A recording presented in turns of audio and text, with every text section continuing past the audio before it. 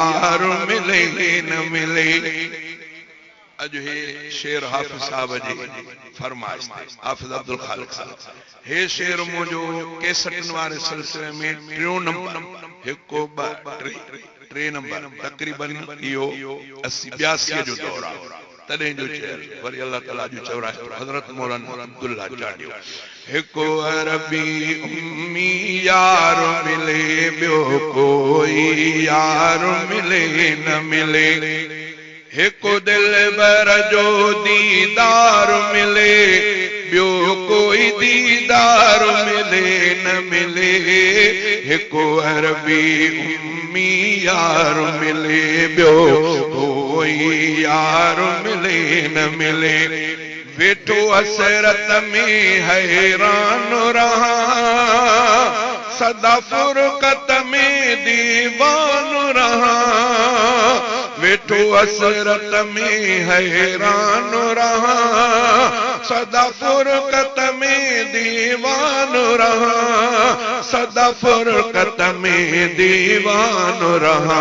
कदे किस्मत सां गम ख्वार मिले पो तब तो तैयार मिले न मिले।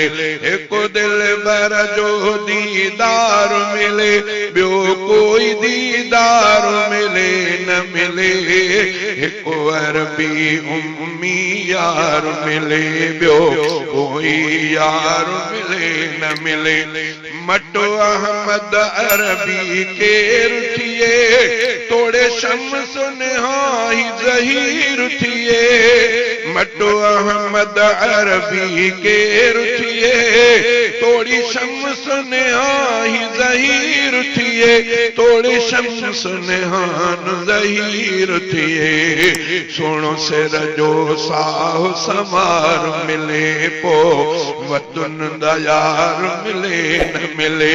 सुनो सिर जो साह समार मिले पो वतन दयार मिले न मिले। हिकु दिलबर जो दीदार मिले ॿियो कोई दीदार मिले न मिले। हिकु अरबी उम्मी यार मिले ॿियो कोई यार मिले न मिले। कान्हे ताक़त कीअं मां मदीने वञा पर मूंखे उमेद आहे अञा। कान्हे ताक़त कीअं मां मदीने वञा पर मूंखे उमेद आहे अञा।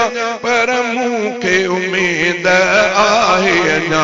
खणी ख्वाब में गम ख्वार मिले पो जाग में वार मिले न मिले।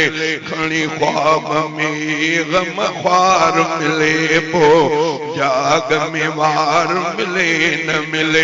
हिकु दिलबर जो दीदार मिले ॿियो कोई दीदार मिले न मिले। हिकु अरबी उम्मी यार मिले ॿियो कोई यार मिले न मिले। उथी चांद दुआ अल्लाह खां घुर दरगाह थिए मन गोश गुज़र।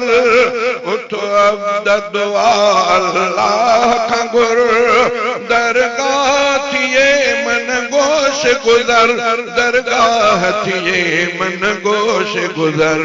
हिकु महज़ वसूल जो वार मिले हर वार हज़ार मिले न मिले। हिकु दिलबर जो दीदार मिले ॿियो कोई दीदार मिले न मिले।